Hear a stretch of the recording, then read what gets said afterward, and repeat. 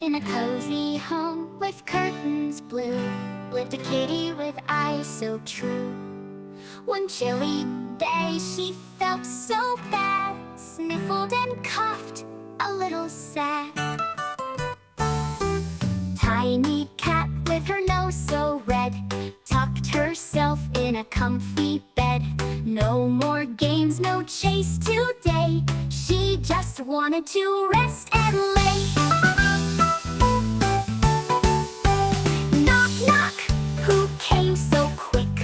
Bunny with soup and a warm red brick.